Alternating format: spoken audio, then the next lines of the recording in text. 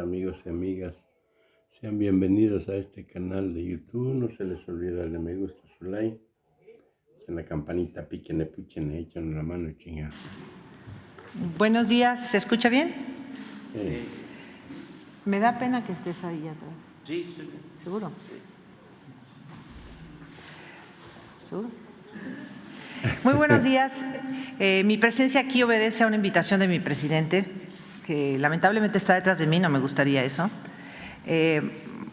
porque generó alguna curiosidad o de parte de ustedes algún interés por saber, pues no sé, de mí, quizá, de nosotros, de este andar, no solo en este sexenio, sino a lo largo de ya casi 2 décadas, juntos en la lucha por la transformación de México, por la vía pacífica, exigiendo elecciones limpias, cero fraudes y trampas electorales. Creo que esa es la sustancia del movimiento democrático y de transformación que está a punto de terminar, porque el presidente, quien ganó en las urnas en 18, este 24 termina su trabajo, en pocos días, por cierto, y nosotros con ello también nos despedimos. Entonces, él me invita, yo lo pensé, acepté porque creo que es una buena oportunidad para que ustedes, si gustan preguntar, pero sobre todo quienes nos están mirando a través de las redes sociales, los canales y los que tengan a bien transmitir o después en la tarde hacer un repaso de lo que aquí ha acontecido o acontecerá. Entonces yo quedo de ustedes, me han indicado que las instrucciones son irme a la línea primera y que demos preferencia a las mujeres, ¿verdad? Jesús, corrígeme. Entonces no veo muy bien porque tengo miopía, pero tengo aquí 1, 2, 3 mujeres, 4 levantando la mano. Si gustas comenzar tú, de azul. Como no veo bien, creo que eres Isabel, pero de azul fuerte, plúmbago. Así es. ¿Qué tal? Buenos días, Beatriz. Buenos días, Isabel. Gracias por esta oportunidad. Tú decidiste que no te llamaran primera dama. Me gustaría saber tu balance. ¿Cómo te fue al asumir esa decisión? ¿Te fue mejor que se te hubieran llamado primera dama? ¿Y cómo fue o cómo va a funcionar? Esta es una inquietud, ¿no?, generada por el presidente, a raíz de lo que ha hecho el presidente, él viviendo en la finca de Palenque, retirado, ¿no? ¿Cómo es este sistema? ¿Cómo lo están organizando? Sobre todo cuando hay todavía un menor edad en crecimiento. Me gustaría saber. Gracias, Isabel. En la campaña del candidato, que es hoy presidente, en mayo, estábamos en Minatitlán y yo hice una locución pública. No había ganado él, pero existía esa posibilidad o sueño. Y entonces me pareció importante avisar, anunciar, poner una postura sobre, en caso de ganar, qué pasaría con su pareja, yo, en este caso, y eventualmente, pues, quien ganara, qué pasa con las parejas. Yo creo que en cada sexenio es una pregunta, una interrogante de los curiosos, de los chismosos, de los analistas, del pueblo en general, saber qué rol juega la persona que está acompañando a ese mandatario y en este futuro próximo a la mandataria, a la futura mandataria. Y yo ya tenía esta idea porque mi esposo fue candidato 3 veces a la presidencia, de hacer algo que en caso de él de ganar yo tenía muy claro, no hacer lo que yo no consideré que era correcto de quienes me habían precedido o podrían preceder en aquel tiempo, porque era mayo y la elección fue en julio, y con eso fui resolviendo bastantes cosas. No les voy a enumerar qué no debía hacer, porque eso creo que es de dominio público, pero yo en aquel tiempo planteé primero empezar a pensar distinto. Pensar es nada más, era un ejercicio de reflexión sobre el espacio público de las mujeres, su presencia en la vida política, en este caso accidental, así me considero, un accidente en la política. Y tercero, dejar atrás ideas rancias, me parece, sobre el papel de las esposas de los presidentes, de los gobernantes, de alcaldes, de diputados, senadores, funcionarios públicos. Y yo dije que por lo pronto la denominación primera dama no me correspondería, pero eso es lo de menos. A mí me pueden llamar como quieran. En la retahíla de elogios y de insultos que he recibido me han llamado de muchas formas. la que quieran está bien para el que la dice. Yo no estoy fijándome en sus epítetos. Pero lo importante son los actos. Y los actos que yo he llevado a cabo creo que van en un sentido distinto, por lo pronto, a lo que pudo haber sido una continuidad del papel de la esposa de un presidente. Me quedo más con los actos propios que me respaldan como una persona convencida de un republicanismo democrático del siglo XXI, en donde el eje son tres poderes de la República, hay un ejecutivo, el presidente, y nadie votó por su familia, ni por sus hijos, ni por su esposa. La familia debe ser una compañera de esta ruta, la esposa igual, si es que hay, porque a lo mejor el presidente puede ser soltero, viudo, divorciado, homosexual. Tendremos una mujer presidenta y erradicar esa idea de que su esposo o su esposa, sus hijos, todos tienen que estar en el gobierno con cargos, gastando dinero público, una serie de cosas que reflexione. Con eso espero haber respondido tu primera pregunta. La segunda tiene que ver con cómo vamos a quedar, ¿no? Exactamente. Después del 1 de octubre. Nosotros somos una pareja, creo que felizmente casada. A ver, ¿sí? Llevamos mucho tiempo juntos. Somos una pareja, creo, muy unida, que ha pasado de todo, como todos los matrimonios de este mundo.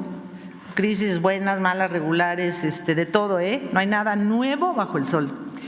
Lo que cambia ahora es que él se va a Palenque y es donde él quiere estar, y yo lo he apoyado muchísimo porque él debe estar donde quiere estar, en donde él se sienta muy a gusto, muy feliz, en paz. Yo lo apoyo. Y si ese lugar no fuese Palenque, sino en el corazón de África, en un pueblo, yo apoyo esa moción, porque se merece todo.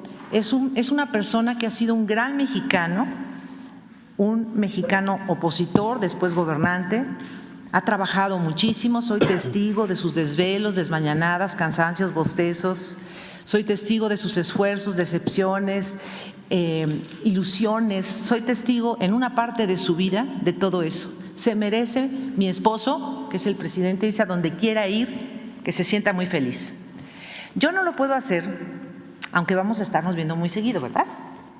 No lo puedo hacer porque yo tengo un hijo, tenemos un hijo que es menor de edad y tiene que ir a la escuela. Me queda un trabajo, nos queda un trabajo importante con Jesús Ernesto, y estamos ahora en tercero de preparatoria. En pocos meses este muchacho tendrá que decidir qué quiere estudiar, tengo que apoyarlo, tengo que estar con él. Ustedes saben que los menores de edad todavía necesitan un pastoreo y su presencia, la presencia de sus padres es muy importante. Vamos a estar cerca de su papá, pero la carga, y la recibo con mucho gusto, la carga principal va a ser para mí. Necesito pastorearlo, necesito acompañarlo, darle fuerza, orientarlo lo mejor posible. Es mi gran misión de la vida. Y vamos viendo cómo nos acomodamos. A lo mejor mi hijo Jesús decide ir a estudiar agronomía a Groenlandia. Está un poco raro, pero pues habría que ver si decide estudiar agronomía en Groenlandia, ¿qué hago yo? Yo voy, miren, muy simple, yo voy al día. Tengo sueños a largo plazo, pero voy cada día, cada día. Eso es algo que he aprendido aquí. Rápidamente, ¿le llama la atención la política? No. Bueno, sí, en un sentido de informarme, tener una opinión, una postura, pero si tú te refieres a participar en postulación de cargos públicos, no. ¿A Jesús Ernesto? No sé, la verdad. Yo creo que es un chavo como todos los hijos de mi esposo. Algunos ya no son tan chavos, pero pues todos han sido formados, y yo misma, en un ambiente altamente político y politizado. Es el tema de muchas sobremesas. Yo me considero muy informada, politizada, tomo partido, me comprometo. No está en mis planes la postulación a ningún cargo público. Lo vengo diciendo desde hace mucho, ¿eh? No es la nota de hoy, ¿eh? Revisen qué he dicho en años anteriores. No tiene por qué ser así. Incluso no creo que la genealogía familiar nos lleve a todos a ser médicos, o porque el abuelo era arquitecto, todos eran arquitectos. No. Yo ya, mi cuota de participación política social, me dice él que ya la pagué, ¿eh? y yo me siento muy satisfecha, aunque no sea postulada y no pretenda. Esto no quiere decir que no cambie de parecer, en un sentido de que acepto que nunca hay que decir nunca, pero al día de hoy, en este momento, a esta hora, 7:45 de la mañana del 11 de septiembre, mi respuesta es no. Gracias, Beatriz. De nada. A ver, ¿tú? Muchísimas gracias. Muy buenos días, doctora. Buenos días, señor presidente. Janet Galindo, de Grupo Transmedia La Chispa. Doctora Müller, lo que a mí en particular me interesa es sobre todo el trabajo que usted realizó durante esta administración, el apoyo que se le dio a la administración con la recuperación de tantas piezas arqueológicas. ¿Cómo fue este trabajo? ¿Cómo fue que se involucró? ¿Cuántas piezas en algún momento dado se llegaron a recuperar? ¿Y de dónde fue donde más trabajo les llegó a costar esta recuperación? La recuperación de la memoria histórica, que no solo incluye las piezas arqueológicas, la defensa del patrimonio histórico y cultural de México, que es inmenso y que sostiene la grandeza de México no solo en el siglo XXI, sino desde tiempos antes de nuestra era, como le llaman, o antes de Cristo, es muy obvio, es evidente. Yo creo que ya existían esfuerzos desde Porfirio Díaz, incluso, por hacer este trabajo de recuperación. En algunos gobiernos subió la intención, en otros bajó. El neoliberalismo anuló incluso esta posibilidad. ¿Qué andan buscando en papeles viejos y hurgando en perritos de Colima? ¿Qué relevancia tiene? Pero ahora hay una reivindicación de todo eso que explica, tanto de manera inmaterial como material, de dónde viene esa grandeza de este país. Y el gobierno actual, encabezado por nuestro presidente, ha hecho un esfuerzo inaudito, que tiene pocos precedentes, lo van a explicar, por cierto, el día 23, quienes van a exponer ante ustedes todo ese trabajo, que no solo incluye las piezas arqueológicas, es mucho más que eso. ¿De qué manera ayudé yo? De la que me fue posible, siempre en el marco de mis capacidades, mis tiempos, en el marco de la ley, en el marco de sus autorizaciones. Creo que en general nunca procedí por mi cuenta, siempre pregunté antes a él qué podía yo hacer en su nombre o, por ejemplo, hablar con alguien de, no sé, del INAH y decirle, oye, ayúdanos a acelerar un poco, recoger, por ejemplo, un ángel aquí en la Catedral Metropolitana era una escultura que se cayó en el sismo, retirarlo para que puedan pasar los trabajadores que van a arreglar las cúpulas, cosas así, pero siempre con su permiso. A ver. Perdón, ¿querías hacer otra? ¿Tienes derecho a dos? Sí, ¿hay algo pendiente, algún trabajo que haya quedado pendiente en todo este proceso que usted tuvo, doctora? Pues sí, tenemos un pendiente de lo que ha contribuido, cooperado, que es finalmente identificar el cuerpo del general José María Dionisio Melo. Él fue un presidente de Colombia, fue discípulo primero de Simón Bolívar. A la muerte de él ingresa a la política colombiana y por razones de sus propias pugnas internas, muy características de toda América Latina en el 19, él llega a ser presidente, pero lo derrocan y luego él participa en el derrocamiento de otro, hay purgas internas y él escapa a México. Y aquí se le asesina. Estamos Kimo Javi, pero estoy ayudando al equipo de Relaciones Exteriores, la Comisión Nacional de Búsqueda, el INAH, el Instituto del INPI, de los pueblos indígenas, el Ayuntamiento de La Trinitaria, el pueblo de Juncanal, el gobierno de Chiapas, un montón de instancias, tratando de identificar finalmente el cuerpo, el cadáver.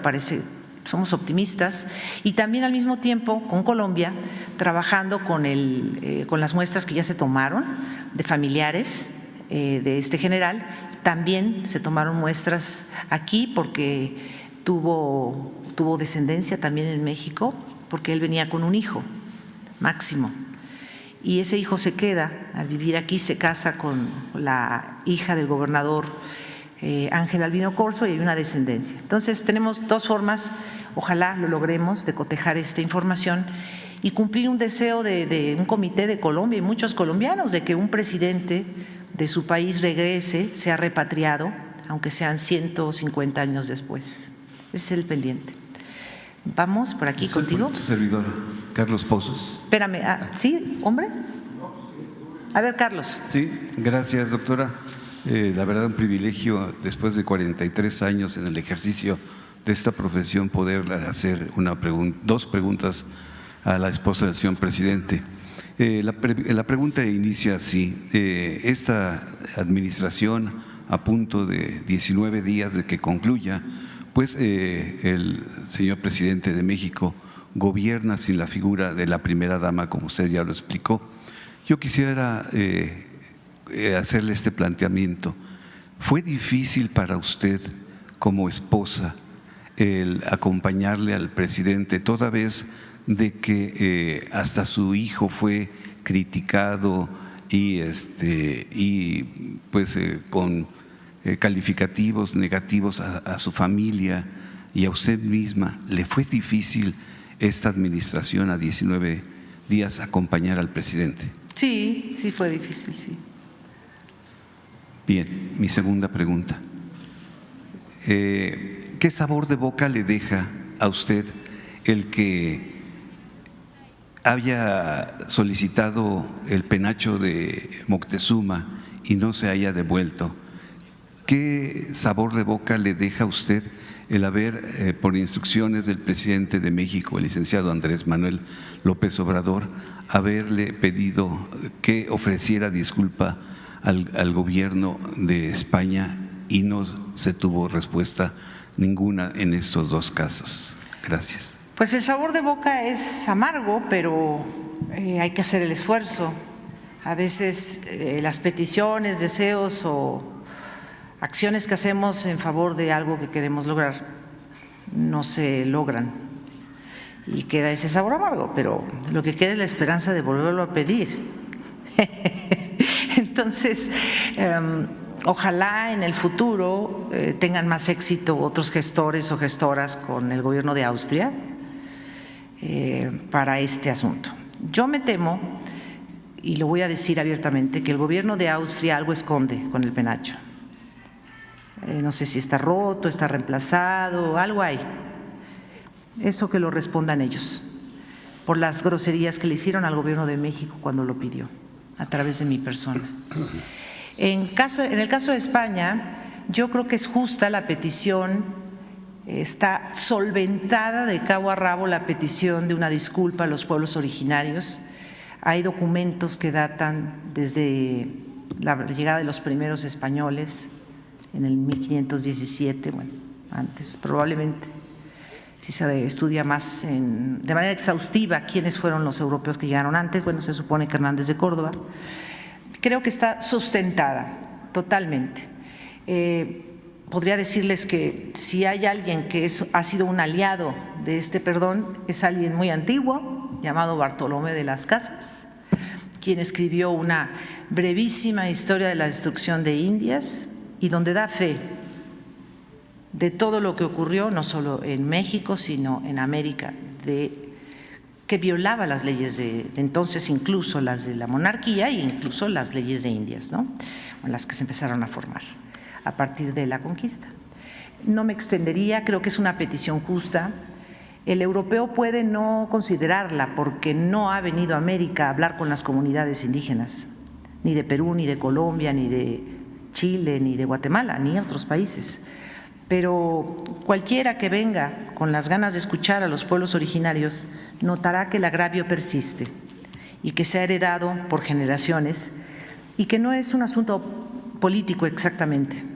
Si lo quieren politizar, ese es su problema. Es un asunto histórico de reivindicación de quienes estaban antes que nosotros. Y esto va para España, para Holanda, para Dinamarca, para los países en general conquistadores, colonizadores. Y creo que en muchos países de Europa se ha venido comprendiendo la importancia de esta recuperación de memoria histórica que incluya la reivindicación moral e histórica de estos pueblos, expoliados, humillados. Creo que uno de los países que está ya a la vanguardia de esta acción es Alemania. Alemania ha pedido disculpas ya por robos de piezas de otros países. Inglaterra ha hecho ya devoluciones. Inclusive Inglaterra está haciendo hasta resarcimientos económicos a algunos países de África. Y no es de lo que pasó hace 20 años, hace 200, hace 300. Y llama la atención, en el caso de España, que sí se haya resarcido y ofrecido disculpas a la expulsión de los sefardíes en 1492 y se les haya incluso otorgado la ciudadanía a los descendientes de los sefardíes, que son judíos que vivían en la península ibérica, y los de América, que somos poquito después, unas cuantas décadas, se haya decidido que no y se haya hecho una campaña injuriosa en contra del presidente. Está documentado, es decir, el presidente no ha dicho nada que no esté solventado, tanto en documentos históricos como en los testimonios que les puedan dar los propios indígenas yendo a conocer su opinión. Nosotros, el presidente no quiere un resarcimiento económico porque no es de dinero, es un asunto de dignidad. Y yo creo que cuando se ofrecen disculpas se dignifican las dos partes, el que las da y el que las recibe. Todos nos podemos equivocar. Yo no estoy diciendo que ningún monarca europeo de hoy o algún gobierno de hoy europeo o de otras latitudes tenga la culpa de lo que pasó hace 200 años. Pero si hoy esa persona ostenta un cargo y está en su papel dignificar o ayudar a la dignificación y al resarcimiento moral y a otorgar ese valor que tienen, en este caso, los pueblos originarios de África, de Oceanía, de América, hará muy bien, es noble. De nada. A ver, de tú. Acá, tú de azul. Es que todos vienen de azul, ¿verdad? Gracias, doctora. Juárez, de Cilínea MX. Doctora, ¿cuál fue el mayor reto al que se enfrentó? Hace unos minutos le decía a mi compañero que fue difícil sobrellevar estos ataques contra su hijo, pero como mamá, como esposa, ¿cómo sobrellevó, cómo le hizo para aguantar estos ataques? Pues la verdad no es la principal de mis agobios, ¿eh? Mi principal agobio es que yo no soy una persona pública por deseo. Creo que ese fue mi principal reto. No quiero ser pública, nunca en mi vida, a mi edad, me he propuesto ser pública y para mí fue muy difícil estar siendo retratada, auscultada, difamada, aplaudida. No sé, yo no lo pretendo eso, no me lo tengo como objetivo. Vamos a decirlo así y lo confieso, yo tengo pánico escénico. Lo he logrado manejar mucho, con la ayuda de mi esposo, por cierto, pero no he pretendido. Yo es un trauma que tengo trauma hacia el estilo Sigmund Freud, que tengo como desde los 15 años, por un evento que me pasó. Y lo he logrado remontar. Mucha gente me dice, no se te nota. Y yo les contesto, pues sí, porque lo trabajo en mi mente. Pero yo no me rentaría para ser persona pública.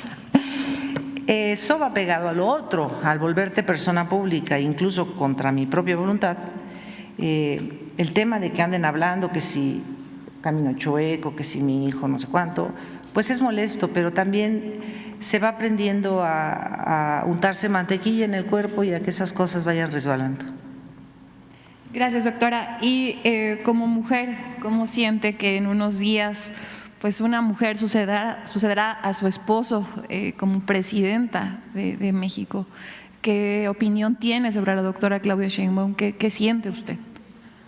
¡Qué bien! Es un gran acierto del pueblo de México. A mí me gusta porque el pueblo de México, al votar el 2 de junio, demostró que le es indiferente si el mandatario es hombre o es mujer. Y eso habla de un nivel de evolución superior al que ustedes imaginan. Qué bueno que en México ya no se tenga que votar por alguien que está bonita o feo, o está gordo o está delgadito y parece Barbie. Eso ya es secundario. Y si es Claudia u otra mujer, vamos a suponer un escenario distinto, se votó por las habilidades, por las capacidades, por las propuestas, sin tomar en cuenta el sexo. o la orientación sexual. Porque incluso en México, bueno, pues a cómo vamos, puede ya existir un presidente en el futuro que sea homosexual. ¿Por qué no? Porque lo que importa no es qué hacen las noches el señor o la señora. Lo que importa es qué compromisos adquiere con el pueblo de México y que los cumpla. Y eso es lo importante.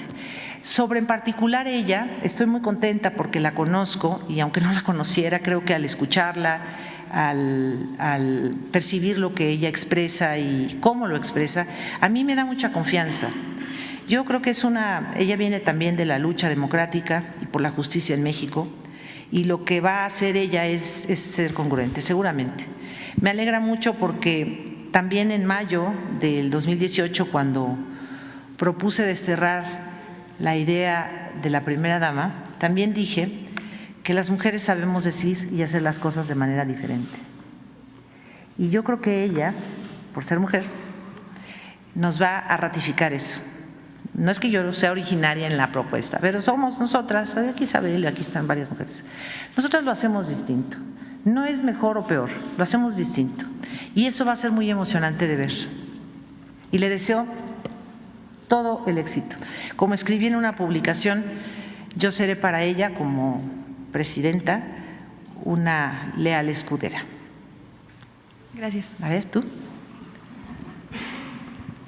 Gracias, buenos días. Shaila Rosagel, corresponsal de Grupo Gili, El Imparcial de Sonora, La Crónica de Mexicali y Frontera de Tijuana. Preguntarle cuál es el balance que hace de estos 6 años del gobierno de su esposo, el presidente AMLO, es en un primer punto, y también preguntarle en qué aspecto se considera se debe de seguir trabajando para que México avance más. Bien, pues mi balance lo dividiría en 2 partes, en lo material y en lo inmaterial. Lo material ya lo conocen, aquí se informa, es una obligación de un ejecutivo, de un diputado, de un juez, de un ministro, informar, rendir cuentas. Y él ya ha hablado aquí mucho sobre trenes, carreteras, caminos, ya lo saben. Yo me voy a referir a lo inmaterial, es decir, lo que no tiene precio, lo que no necesariamente se tiene que gastar en monetario. El trabajo que el presidente nos deja es formidable desde mi punto de vista por su valor moral y por la gran cauda de valores que nos deja como mexicanos. Por ejemplo, el de la perseverancia. El que quiere algo en la vida realmente va a caer una vez, se levantará, una segunda, una tercera, una enésima caída y se levantará para lograr su sueño, su meta, su utopía. Eso creo que es algo que él nos ha enseñado con creces. La segunda cosa inmaterial que ponderaría es el valor que nos ha vuelto a dar a los mexicanos. El pueblo de México es lo más valioso de este país. Somos el país. Si nuestro territorio es muy chiquito o muy grande, es lo de menos. Cada habitante de este país, cada mexicano y cada mexicana es valioso, es grandioso. Y esta reivindicación no solo de los indígenas mexicanos, sino de todos los que hoy estamos aquí habitando este territorio, y el valor y la fuerza que nos ha dado para defender nuestras posturas, expresarnos libremente y demás derechos que tenemos, lo considero algo sumamente valioso. Nos ha devuelto el poder. Nos ha devuelto el poder. El poder radica en el pueblo, dice la Constitución, y creo que él lo ha hecho valer. Y la tercera es su buen humor. Creo que a pesar de los pesares de la vida y de todas las tensiones que se han vivido durante no solo el gobierno, sino desde que estamos juntos, pues también hay que darle una dosis de humor y reírse un poco, y creo que esto es un aprendizaje también. O sea, no hay que ser tan dramáticos, no hay que ser vengativos ni enojones, hay que reírse un poco, es que si no, no salimos adelante. Así que tómese la vida con humor también, con la seriedad y desde luego la cordura que requiere el momento que les toca vivir. Pero no dejen de reír y no dejen de tener buen humor y echarse sus chascarrillos, también reírse de uno mismo y tratar de sobrellevar. Así que yo agradezco mucho esa parte del humor de mi presidente. Por lo pronto te diré esas 3. A ver, ¿tú? Le pregunté también en qué aspecto considera se debe de avanzar. Empoderar al pueblo más todavía más. Creo que tú vas acá en la primera fila, ¿no? Doctora, usted también ejerció la diplomacia de las mujeres. Se entrevistó con Brigitte Macron e inauguró un sistema digital y además pronunció los poemas de Amado Nervo allá en París, en el Liceo. ¿Qué experiencia le dejó y su relación con Jill Biden y el hecho de que representara usted al presidente López Obrador en la toma de protesta de Luis Ignacio Lula da Silva, tomando en cuenta que Brasil vivió con Dilma Rousseff un capítulo adverso que no le permitió concluir su mandato como primer planteamiento, doctora? ¿Le llamaste diplomacia femenina? Sí, exacto. Bien. Así se conoce también, una rama de la Convención de Viena de Agentes Diplomáticos. Bueno, yo no soy diplomática de carrera, solo ejercí ese día esa función, como dices tú, de diplomacia femenina o de representación femenina del presidente de México. Todas esas representaciones fueron porque él así lo consideró, como pudo considerarte a ti para representar al gobierno en Brasil. Él decidió en ese caso que yo lo hiciera. Por ejemplo, lo del penacho de Moctezuma, pues no sé, porque a lo mejor yo conozco del tema, porque él quería mandar un recado personal, y todas esas experiencias fueron pues desde luego muy enriquecedoras, ¿no? Yo me llevo de esas experiencias de diplomacia femenina, como le llamas tú, pues muchos aprendizajes. Por ejemplo, cómo funcionan los poderes en otros países, algo que por decir me impactó mucho en general en estas visitas, no en Francia, en general es la presencia de Cristos en el Parlamento o en los congresos, ¿no?, donde tomaban protesta. Esto en México es una cosa inverosímil. No hay símbolos religiosos ni en la Cámara de Diputados, ni en la de senadores, ni aquí en la mañanera, ni en el Poder Judicial. Es el Estado laico en su plenitud. Eso, por ejemplo, me llamó la atención. Son aprendizajes que yo me llevo. Finalmente, doctora, usted cubrió un espacio en la vida emotiva del señor presidente porque él sufrió la pérdida de quien la antecedió, doña Rocío Beltrán. Así es. Estuvimos incluso cuando fueron las exequias de ella. ¿Cómo cubrió la expectativa humana, los sentimientos y sobre todo el momento de una derrota como fue el 2012, con fraude electoral o no, del licenciado Andrés Manuel López Obrador? A ver, si precisas tu pregunta porque me hablas de… Sí, no, primero… ¿De una década de diferencia? No, claro. ¿Cómo cubrió usted la expectativa emocional, sentimental, humana del ser abatido por el dolor de la pérdida de la compañera que estuvo con él en una primera etapa de su vida y en la segunda etapa usted lo acompañó ya en los temas políticos como el 2012 con la derrota? Pues yo creo que él te la debe de contestar, porque es una pregunta de cómo cubrir la emotividad de una pareja. Pues él… ¿Tú quieres contestar? Pues yo nada más lo he querido mucho. ¿Cómo lo…? Bueno, nada más, no se podría dirigir un movimiento de transformación sin el apoyo de una compañera. En una primera etapa fue fundamental, muy importante, el respaldo, la comprensión, el cariño de mi primera esposa, la finada Rocío. Fue importantísimo, porque yo comenté hace unos días de cómo uno de mis hijos quería que yo lo llevara a un circo y no podía porque estaba metido trabajando en la construcción de un movimiento para transformar a México. Y eso requería ir a los pueblos, a las plazas, reunirse con la gente, 5 reuniones diarias, y quien se quedaba con mis hijos era mi finada esposa. Cuando ella se nos adelanta, yo necesito también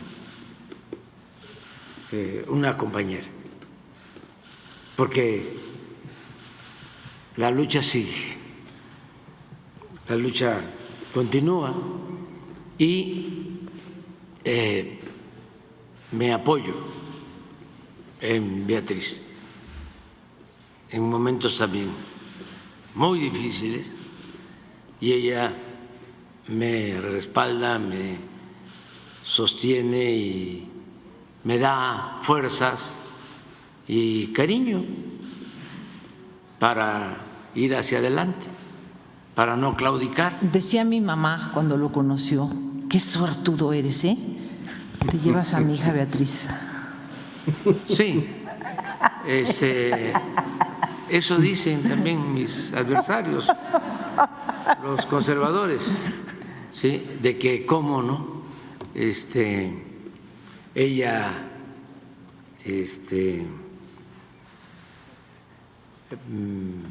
se enamoró de mí porque está bastante enamorada.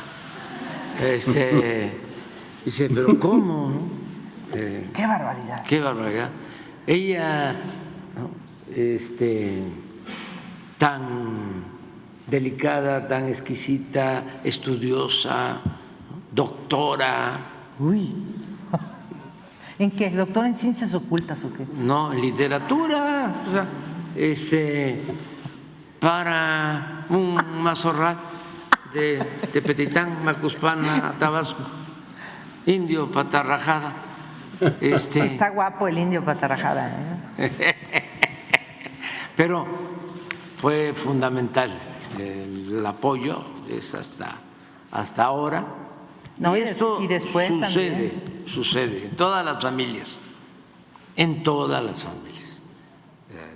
Yo siempre he dicho que la principal institución de seguridad social en México es la familia.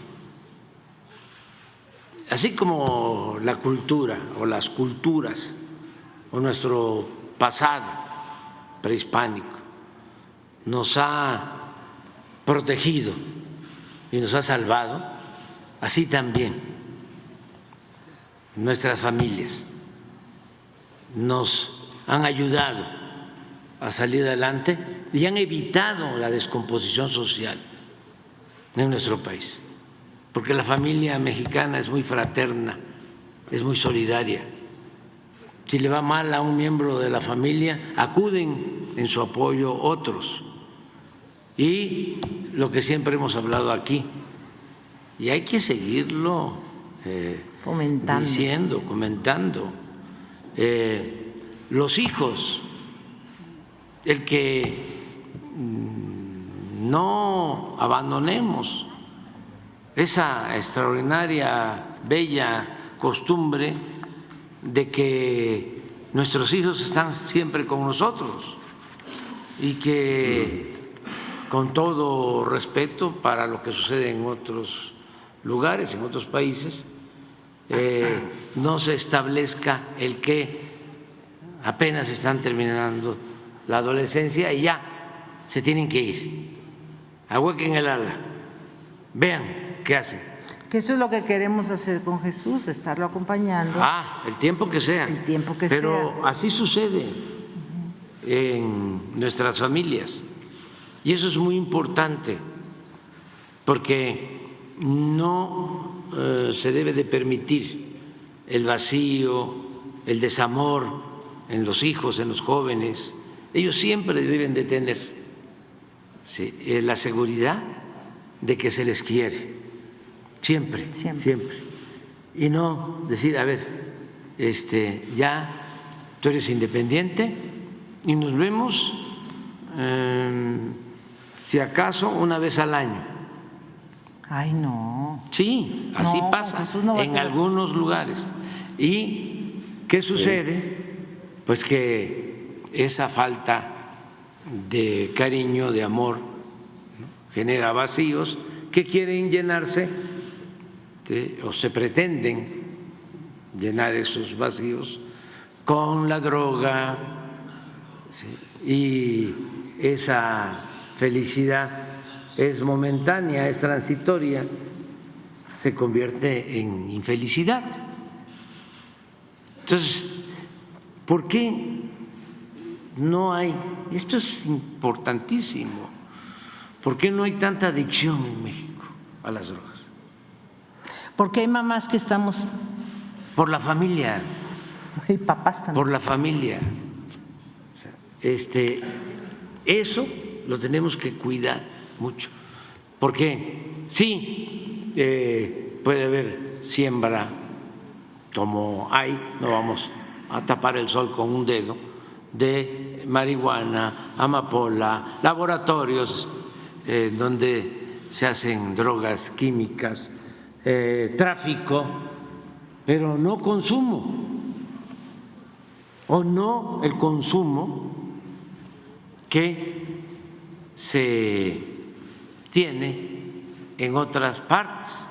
Si a nosotros, además de esto que tenemos que combatir, el que se siembren los plantíos de marihuana, que se tengan laboratorios para hacer los químicos, que tenemos que seguir combatiendo, pero si además de eso crece el narcomenudeo y crece el consumo, entonces sí viviríamos en una situación muy grave, mucho más difícil que la que enfrentamos. Entonces, son instituciones que debemos de conservar, de cuidar, y es lo que viene del pasado profundo, del México profundo. Por eso a mí me molesta mucho el clasismo y muchísimo más el racismo, porque es continuar sometiendo el valor de las grandes civilizaciones que florecieron en México antes, muchísimo antes de la llegada de los europeos. Y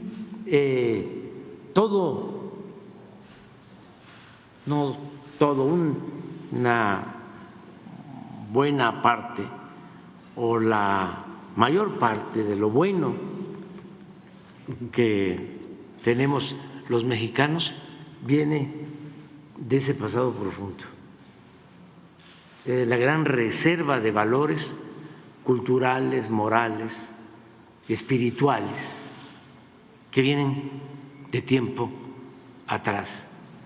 Entonces nos hicieron creer, o sea, Diego Prieto de Lina se apasionó, dijo en un discurso en Bacalar, en Quintana Roo, el domingo, vinieron con esa estupidez de que nos trajeron la civilización. Y muchos se quedaron con eso. Eso hay que enfrentarlo, no al racismo, porque eso nos negó. Llegamos a negar lo que somos y nos impusieron complejos y nosotros nos acomplejamos cuando somos herederos de grandes civilizaciones, cuando México es una potencia cultural en el mundo. Pero lo mismo en lo social, lo mismo en lo político. La primera revolución social del siglo XX en el mundo. En el mundo. La constitución más avanzada en lo social en el mundo. Sí. 3 transformaciones importantes: la independencia, la reforma, la revolución y esta 4ª transformación. Y a mí me dio mucho gusto, por ejemplo, ya termino, porque mira, es que hay muchas manos levantadas. Sí, me dio mucho gusto ayer en el debate, que lo estuve viendo. Ay, no, y vamos a hablar de eso mejor. No, vamos a hablar no, me dio mucho gusto que la señora Kamala y el presidente Trump, los dos trataron con respeto a México. Y ahí vamos, avanzando. Nosotros respetar a otros pueblos, a otros gobiernos, hermanos, y que nos respeten como un país independiente, libre y soberano. Ya. Vamos contigo. No sé tu nombre, discúlpame. Sí. Buenos días, soy Tania Damián del portal de noticias Ángulo 7. Beatriz, preguntarte, bueno, de Puebla, por cierto, también de poblana, preguntarte cuáles retos ves ahora a partir de 2024 para el país y también tu panorama a nivel mundial respecto pues, a la llegada de las izquierdas en Europa, particularmente está regresando la derecha, pero bueno, primero a nivel nacional, ¿qué retos principales ves pues, en el gobierno de la 4T y también en Morena? En Morena no lo sé y no voy a contestar. En el país los retos yo creo que son dos, básicamente. Seguir sacando a la pobreza a millones de mexicanos más y seguir empoderando al pueblo. En el panorama internacional, pues cada país que vive sus procesos internos, sus colapsos, sus crecidas, sus victorias. Yo creo que algo que he aprendido aquí es que todo está en movimiento y que lo que sube baja, lo que baja sube, y si en Europa hay corrientes de un modo o de otro, o en América, o en África, o en Asia, pues que las vivan intensamente, porque solo así se genera conciencia social. Y México viene saliendo ya de una anestesia colectiva que nos propinaron o nosotros permitimos que ocurriera.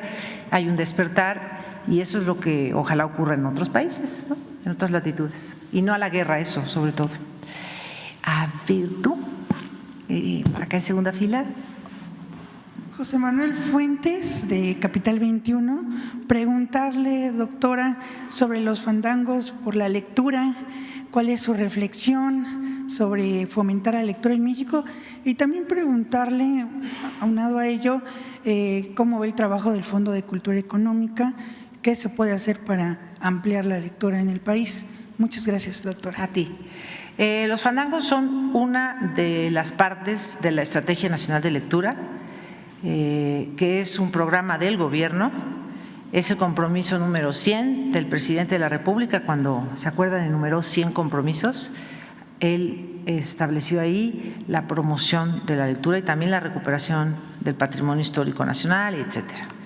Los fandangos entonces fueron, digamos que el elemento público, festivo, pero atrás de ese fandango hubo un trabajo con estudiantes de secundaria y pienso que fue fructífero, tanto el trabajo interno que no vieron ustedes, pero el que sí ocurrió dentro de las escuelas.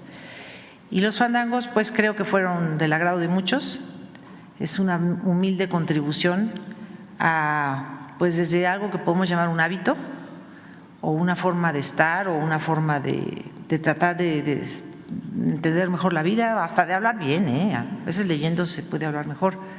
Yo, que soy de esa área de profesionalidad, que es la del habla, la lingüística, las letras, la verdad les voy a confesar, yo me divierto mucho oyendo desde las mañaneras hasta los debates y las conferencias de prensa de aquí, de otras partes, porque me voy fijando cómo construyen sus ideas y las argumentan según, porque a veces ni a eso llegan, y cómo funciona el lenguaje. Entonces, para mí los fandangos fueron ese pequeño ejercicio de habla y de comprensión lectora y a la vez de motivar a los jóvenes a que en el futuro digan, yo estuve en un fandango y todo eso, ¿para qué? ¿Por los libros?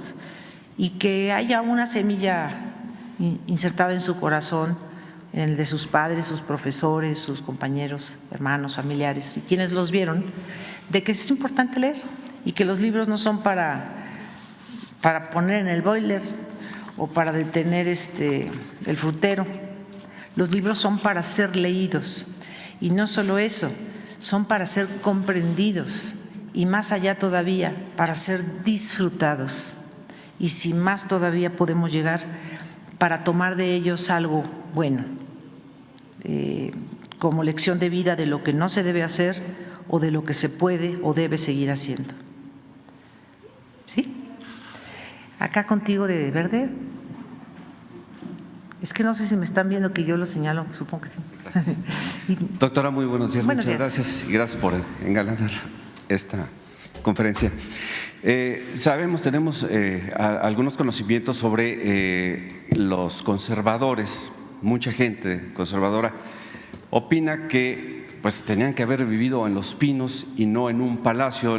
Ellos se imaginan, empezando por el movimiento de Frena, se imaginan que andan ustedes caminando vestidos de Luis XVI y no sé, por los jardines de este lugar. Sabemos que habitan ustedes un departamento modesto en uno de los rincones del predio.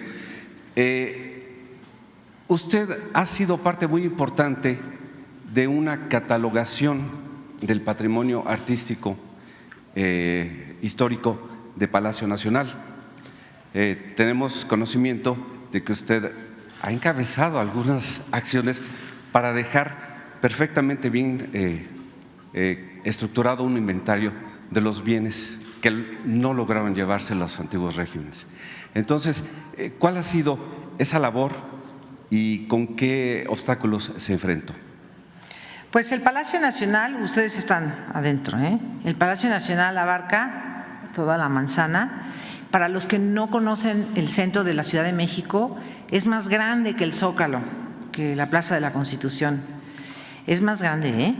Es un edificio que data de la época de los antiguos mexicanos, sobre todo de esta parte, y fue creciendo hacia la izquierda, hacia allá. Es un inmueble que se ha ido construyendo durante más de 700 años. Hoy se le conoce como Palacio Nacional y legalmente es la sede del Poder Ejecutivo Federal. Entonces, usted está sentado en una parte del Palacio Nacional. Cuando afirman eso con la intención de ofender, yo me río porque la verdad es que mejor vengan aquí al Palacio Nacional y lo conozcan, porque pueden entrar, ustedes pueden entrar y los turistas también. Hay una parte muy amplia de jardines, hay museos, está la última morada del presidente Benito Juárez, hay hasta gatos. Y lo que se ciñe a propiamente la Presidencia de la República está en la otra ala y es evidente que tenga que ser un área de seguridad nacional. Ahí acontecen las acciones y funciones del presidente de la República. Y qué bueno que mencionas lo del departamento, porque la verdad es que cuando me dijo de vivir aquí, pues yo no quise, me asusté, dije, no, ¿qué voy a hacer ahí? Yo no quiero vivir en un museo. Mi hijo me dijo igual, porque un día le dije, hijito, párate, no quiero que estés ahí tirado. No, mamá, es que vivimos en un museo, yo no quiero vivir aquí. Ha sido una lidia para nosotros, pero yo creo que tomamos una buena decisión como familia, porque al estar trabajando aquí y tener actividades tan temprano, le sería más cómodo su trabajo. La segunda razón fue porque contribuiríamos, mi hijo y yo, a su propia seguridad. Entre menos saliera él a la calle o trasladándose, creo que podríamos ayudarle a cuidar la seguridad nacional del presidente de la República, no de Andrés Manuel López Obrador, ni de Beatriz Gutiérrez, ni de Jesús Ernesto, no, es la seguridad del titular del Poder Ejecutivo Federal. Por tanto, es un inmueble que debe estar protegido también por cuidados, desde cuidados de conservaduría propiamente, artísticos, digamos, restauración, hasta cuidados, como lo han visto, pues con algunas vallas a veces o con algunos elementos policíacos cuando hay intenciones de dañarlo, que sí lo han logrado. Creo que contesté, ¿sí? ¿O tienes otra? Sí, una más, simplemente también a modo de despedida, porque bueno, pues es probable que ya no tengamos la oportunidad de que nos dé la palabra el presidente. Ahora darnos cuenta de que sí, al lado de un hombre, de un gran hombre, hay una gran mujer. Gracias. Muchas gracias. No, presenté a Arturo Pavón de Chaposero. Gracias. A ver, tú de saco gris, llevas mucho rato así. A ver, tercera fila. Sandra Aguilar, de Grupo Informativo. Hemos escuchado ya el trabajo que ha hecho, conocemos de su trabajo como investigadora. conocemos su trabajo en su más reciente obra, conocemos también el trabajo que hace con su familia. Nos demuestra ver al presidente arroparla, abrazarla, apoyarse. Ya lo ha hecho, pues sí, ya lo ha hecho público. Me llegaron muchos mensajes. Le pregunté a mi madre, ¿qué le preguntaría a Sala? Ay, a ver, cuéntame, ¿qué te dijo tu mamá? A la señora, a la esposa del presidente, y se quedó muda. Creo que hay que agradecer que existan mujeres como usted, que representen a esa familia, a esos valores, que tengan esa sostén como pareja con una pregunta tan incómoda como la que hicieron o la que hizo uno de mis compañeros. Mi madre me dijo, ¿cómo responder eso en familia, en pareja? Y pues reconocerle que existan, insisto, mujeres como usted que nos alienten a mujeres como nosotras, muchas que somos madres, somos periodistas, atendemos a nuestros hijos y entender que desde nuestra trinchera también podemos, ¿por qué no?, pensar como usted, aspirar como usted. Y pues ya dijo que le intimida mucho el hablar en público, el estar… Ser pública. O ser pública. Yo no quiero ser pública. Exactamente, y aún así, pues tomó ese papel tan importante. Pues sí, porque no tenía remedio. Mira, yo antes de que, cuando ya había ganado mi presidente, voy a hacer otra confesión. Cuando había ganado mi presidente, yo recordé que salió por ahí antes, en el 2018, no sé si es el presidente o el primer ministro o el emperador de Japón, y salió en público a responder algo que inquietaba al pueblo japonés. Disculpen que no dé detalles porque no sé si ocurrió hace mucho o hace muy poco. A decir que su esposa no iba a salir a eventos públicos porque estaba enferma, que ella no podía salir porque estaba enferma, pero que quería mucho a los japoneses. Y luego señaló que tenía depresión o que padecía de nervios. Y yo dije, pues yo de ahí me voy a agarrar. Yo voy a decir, yo quiero mucho al pueblo de México, yo quiero mucho a mi esposo, quiero mucho ayudar, pero no tengo la capacidad temperamental para hacerlo. Y cuando vino todo esto de que él fue electo y tomó posesión, la verdad es que dije, no puede ser así, Beatriz, tienes que hacer un esfuerzo para poder enfrentar tus propios miedos. Y ayúdate, que Dios te ayudará. Y vaya, pues he hecho un trabajo interior de fortalecimiento. No soy una persona débil, quiero aclararlo, soy una persona fuerte, pero había que hacer para mí un trabajo interior de fortalecimiento para enfrentar públicos. Creo que lo he logrado sobrellevar. No quiere decir que en el futuro yo ya desee seguir ese camino. Yo espero retirarme para volver a como estaba yo antes, tan tranquila, y no tener que hacer esfuerzos con muchas personas públicas que, por cierto, las admiro, cantantes, políticos, mujeres, hombres, futbolistas que tienen que salir al público y decir lo que hacen, y hasta los regañan a los árbitros, y este árbitro tal por cual, y este futbolista es un tonto porque no metió el gol. Los admiro.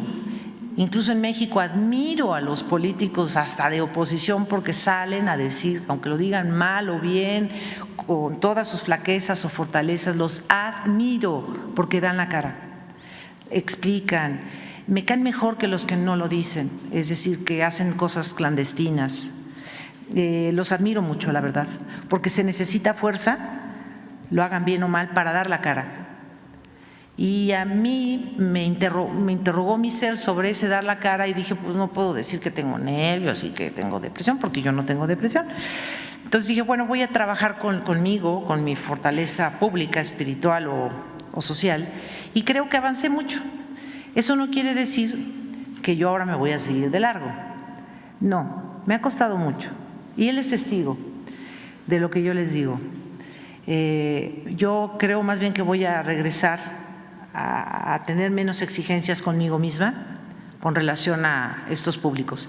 Desde luego, yo soy académica, ya lo saben, aquí la compañera de la UAP, Ana Elizabeth García Vilchis, ya dijo que soy profesora de la UAP.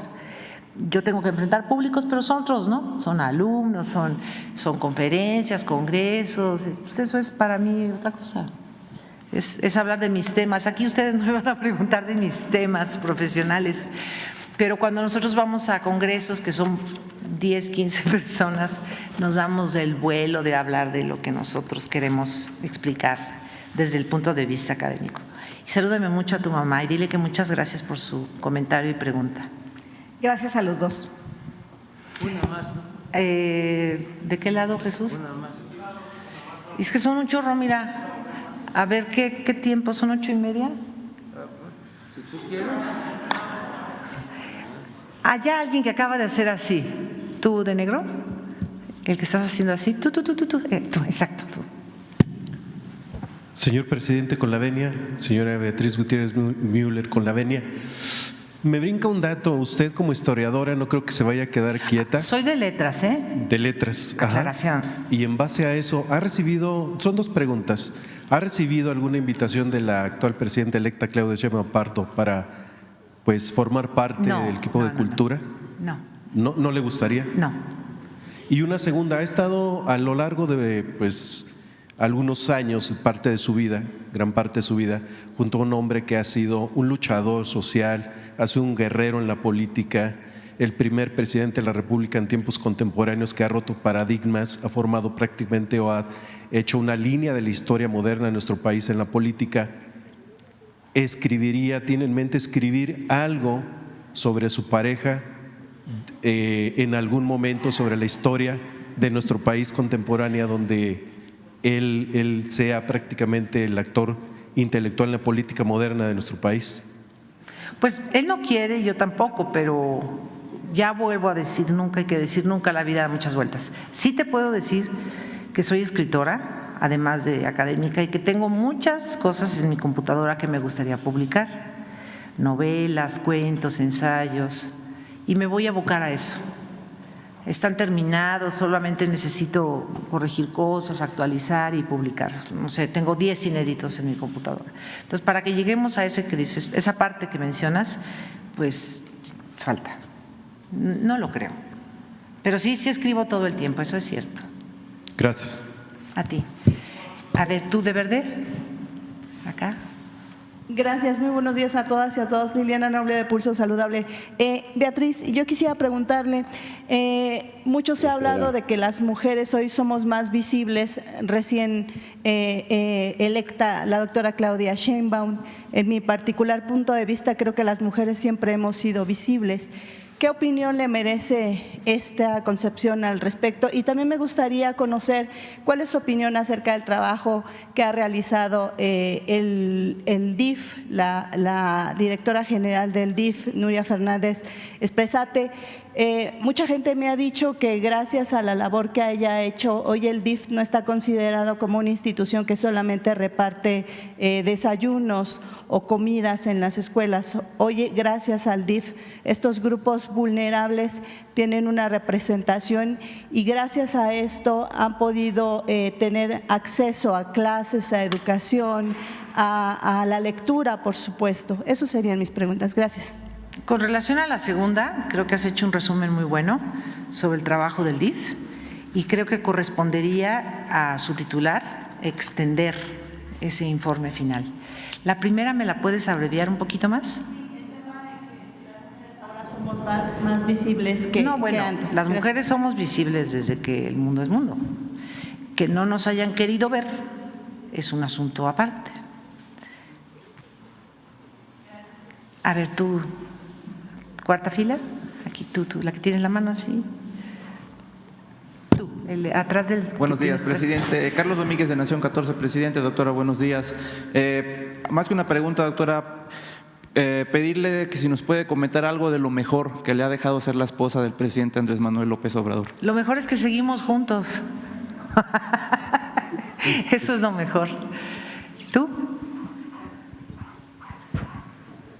Muchas gracias, doctora, por esta oportunidad. Pues sí, la verdad, como dice mi compañero, están rompiendo paradigmas.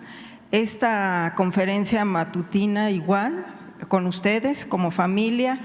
Y quería yo preguntarle qué mensaje le manda a algunos que tachaban al señor presidente, a su esposo, como misógino, machista. Y bueno, yo hace unas semanas le comentaba que era la primera vez que conocía yo a un presidente que respetaba a su esposa, respetaba a su familia, respetaba a sus hijos. Y bueno, ¿usted qué mensaje le puede mandar? Porque esto es histórico, la verdad, la imagen que ustedes están ahorita proyectando para las familias mexicanas, para el pueblo mexicano, pues está rompiendo paradigmas, por favor. Esa es mi primera pregunta ahorita. Yo creo que todas las personas públicas, por esa razón, están en una vitrina y del que va pasando les pone un calificativo, un adjetivo, un epíteto, un mote, un alias y le dice que es culpable de quién sabe qué cosas. Ese es el riesgo que corren las personas públicas. Y el presidente López Obrador, como el presidente de…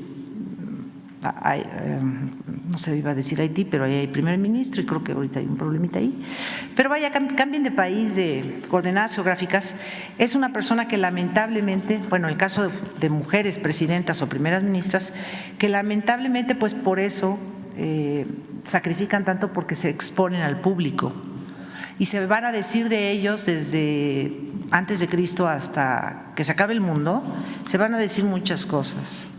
Antes se decía que eran ladrones y después se dijo que eran misóginos y hace 2 siglos se dijo que eran conservadores y hace 300 años se dijo que eran agiotistas. En fin, no va a cambiar eso. Yo creo que lo importante no es qué calificativos le den al presidente y a su esposa o a su familia, sino qué somos nosotros. Y eso que cada quien le ponga las palabras que desee. La descripción visual o no verbal, somos lo que están viendo. Aquí no hay fingimientos y somos personas que hablamos por nuestros hechos sobre todo, yo en particular, no tanto con las palabras. Sí, y sobre todo que su gabinete pues es paritario también, ¿no? Importante. Y en otro tema, doctora, así muy brevemente, también comentaba el presidente que usted estaba manejando mucho lo de las razas.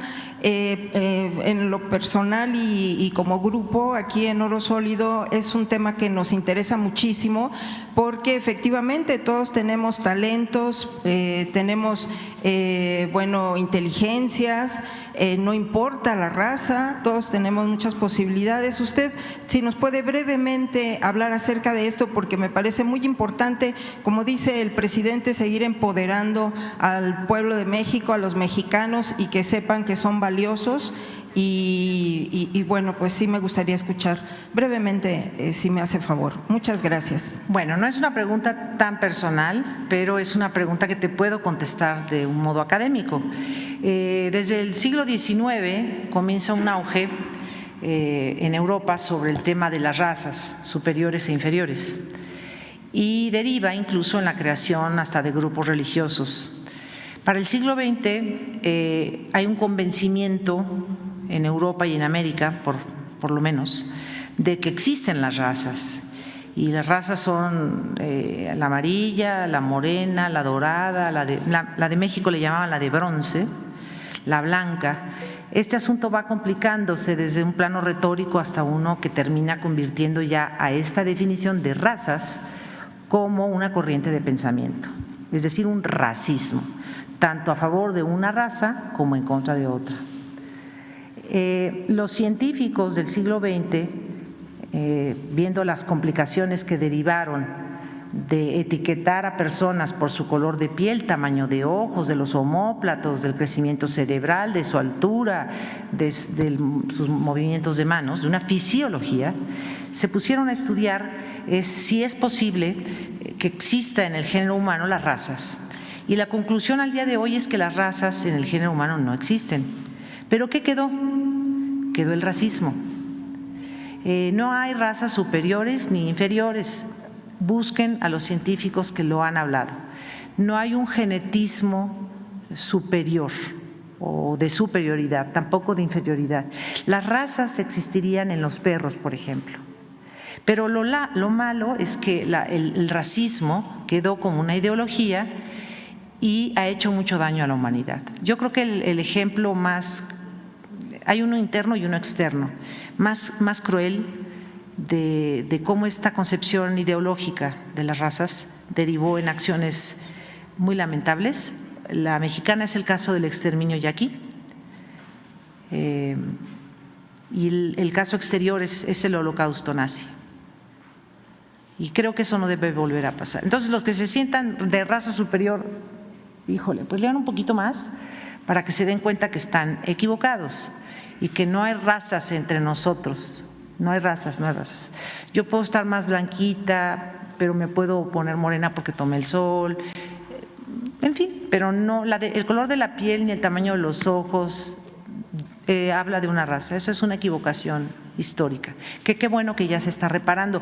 Pero hay que insistir, por ejemplo, con los paisanos que están en Estados Unidos, es un tema que tú abordas mucho, insistir que no hay razas y que en Estados Unidos deberían de ellos también de argumentar un poco más, tanto los ofensivos como los ofensores, deberían de argumentar más sobre ese tema y no pelearse, que no les hagan caso, nada más hasta el límite de que no les haga un agravio mayor, pero no hacer caso a la ofensa del racismo, porque es también engancharse y no conviene. Dice que ya, son 8:45. ¿Tú qué cosa me dices que cuando tardo mucho? Sí, tienes razón, Miren, yo me quiero despedir porque ustedes son, yo entendí o entiendo, yo fui periodista, también 10 años. Conozco su trabajo y lo ejercí por una década. Ustedes se supone, en teoría, en la teoría del aula, son mediadores entre el pueblo o la gente y las autoridades, es decir, ustedes son unos intermediarios de la comunicación. Pero yo escribí un libro que se llama Feminismo Silencioso. La verdad estoy aprovechando el espacio para recordar que está este libro, que es un testimonio reflexivo sobre mi paso por aquí. Y quiero pedirles un favor a ustedes que son o pertenecen a medios de comunicación, como se les llama ahora, y también a los que son medios de comunicación que se autodenominan independientes o dependientes o interdependientes o como quieran. Quiero que le den un recado mediante lo que voy a decir a sus jefes y a los dueños de los medios y a los que nos están viendo por internet, directito se los voy a decir. De las muchas reflexiones que yo hice en este libro, hacia el final, hay una parte que yo quiero que los que están escuchando, sobre todo sin intermediación, directamente de mi boca, sepan. Sobre el tema de las entrevistas que evado tanto como me ha sido posible, te comparto una anécdota reciente y la cuento. Este libro es mi respuesta a mis preguntas. Es el producto de una profunda autoentrevista realizada a lo largo de más de 5 años. Aquí cabe hacer notar que los corporativos de comunicación, ese es el recado que les pido, si quieren, no es de obligación. Aquí cabe hacer notar que los corporativos de comunicación, sus dueños, informadores y yo, consumamos una especie de pacto, no escrito. Ustedes hacen como que no existo, eso quiero que le digan a los dueños de sus medios, ustedes hacen como que no existo y yo también. Lo entendí más o menos en 2019, salvo algunas excepciones, muy pocas, y por lo común para inventar. Jugamos el mismo juego. Ustedes no existen, yo tampoco. Vamos a jugar eso, y lo jugué. Desde el inicio revelaron que iban a transferir cualquier rostro ligado al presidente a través mío, que crearían todas las falacias posibles porque no gustándoles el nuevo régimen ni el líder, habría que suponer los viejos esquemas. Ella delinquirá, se postulará a cualquier cargo, la cacharemos en una movida ilegal, seguro cae con esto y aquello. Lo que ella haga no deberá gustarnos. Busquemos qué nos disgusta. Y así. Con intuición, yo di el primer paso el 28 de mayo de 2018. No me verán en el gobierno. Ayudaré en lo que sea posible. Me ceñiré a hacer lo que soy, una ciudadana. No aspiraré a cargos de elección popular. Continuaré mi trabajo académico y atenderé a mi familia. Y así ha sido. Así ha sido, queridos mexicanos y mexicanas. Esta relación de ignorancia y desdén de los medios de comunicación y sus corporaciones nacionales e internacionales, bien mirada, es inverosímil en una democracia y más aún en pleno siglo XXI. Lo mejor, esto lo he gozado, lo mejor es que no me propuse nunca disputarles un solo encabezado noticioso. Sin embargo, en un futuro, cuando alguien revise este periodo de la historia de México, tendrá que revisar este distópico vínculo entre la esposa de un presidente y los medios de comunicación. Pero lo más importante, amigos, paisanos, mexicanas y mexicanos, a mi parecer, será la discreta formalización de un nuevo pacto con el pueblo de México, en particular con las mexicanas. Qué gusto me ha dado este nuevo pacto. Gracias, presidente, por permitirme estar en tu conferencia de prensa. Permiso.